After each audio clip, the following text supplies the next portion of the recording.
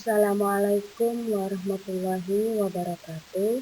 Apa kabarnya anak-anak hari ini? Mudah-mudahan kita semua masih dalam keadaan sehat ya, dan bisa mengikuti pelajaran sebagaimana biasanya. Baiklah, untuk memulai pelajaran kita pagi hari ini, lebih baiknya kita awali dengan bacaan basmalah. Bismillahirrahmanirrahim. Selanjutnya dilanjutkan doa sebelum belajar. Bismillahirrahmanirrahim. Rabbi shrahli sadri wa yassirli amri wahlul 'uqdatam min lisani yafqahul qawli. Amin. Pada hari ini materi yang akan kita bahas adalah toharoh, di mana pembahasannya terdiri dari pengertian toharoh, pengertian najis, cara menyucikan najis, hadas besar, dan hadas kecil. Pengertian toharoh. Toharoh menurut bahasa adalah bersih dan suci dari segala kotoran. Sedangkan toharoh menurut istilah adalah bersuci dari hadas, baik hadas besar atau hadas kecil, dan bersuci dari najis yang ada di badan, pakaian, tempat, dan benda-benda yang menempel di badan. Selanjutnya yang kita bahas adalah tentang najis, di mana pengertian najis menurut bahasa adalah sesuatu yang kotor dan mencucikan. Sedangkan menurut istilah adalah sesuatu yang kotor dan bisa menjadi ketidaksahan ketika kita melaksanakan sholat.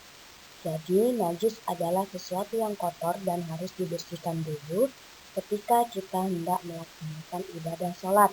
Itulah salah satu syarat sahnya sholat.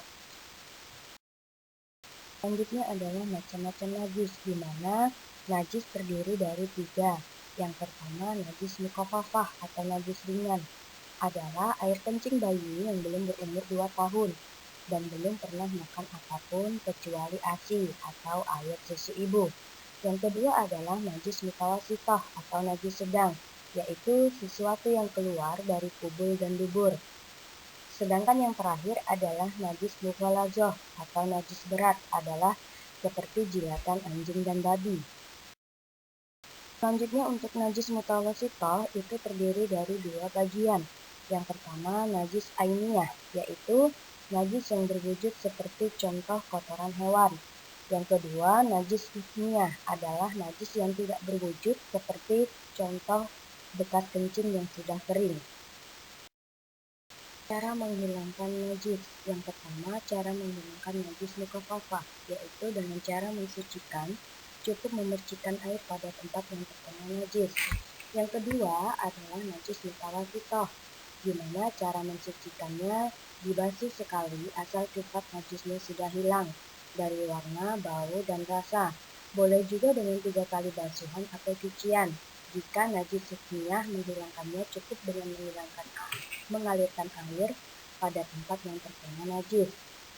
Yang ketiga adalah najis mughaladzah, di mana cara menyucikannya wajib dibasuh 7 kali dan salah satunya harus menggunakan debu atau air yang bercampur dengan tanah yang suci atau bersih. Manfaat bersuci terhadap najis ialah merupakan syarat sahnya sholat dan badan, pakaian, tempat menjadi bersih dan sah untuk menjalankan ibadah sholat. Artinya, ketika orang hendak melakukan ibadah sholat tetapi ia tidak bersuci atau berwudu terlebih dahulu, maka sholatnya tidak sah. Selanjutnya yang kita bahas adalah macam-macam hadas. Hadas terbagi ke dalam 2 macam, yakni hadas besar dan hadas kecil. Hadas kecil adalah sesuatu yang terjadi dan mengharuskan seseorang berwudu apabila hendak melaksanakan sholat. Yang kedua, hadas besar adalah sesuatu yang keluar atau terjadi sehingga mewajibkan mandi besar atau mandi junub. Macam-macam hadas besar adalah bersetubuh atau berhubungan suami istri, keluar mani baik karena mimpi maupun hal lain, nifas, keluar darah haid, dan meninggal dunia. Macam-macam hadas kecil. Yang pertama adalah keluarnya sesuatu dari kubul ataupun dubur. Contohnya adalah seperti buang air kecil ataupun buang air besar. Yang kedua, tidur nyenyak dalam kondisi tidak duduk, artinya tidur dalam keadaan terlentang dan memang benar-benar nyenyak. Yang ketiga, menyentuh tubuh atau dubur dengan telapak tangan tanpa adanya pembatas. Selanjutnya, hilang akal karena sakit atau mabuk. Maka kedua macam hadas ini ataupun najis dihukumi harus bersuci terlebih dahulu ketika hendak melaksanakan sholat. Nah, demikianlah materi kita pada hari ini. Mudah-mudahan anak-anak sekalian dapat memahaminya dengan baik. Sebelum mengakhiri pelajaran, marilah kita bersama-sama mengucapkan hamdalah. Alhamdulillahirrabbilalamin. Ibu akhiri wabillahi taufiq wal hidayah. Wassalamualaikum warahmatullahi wabarakatuh.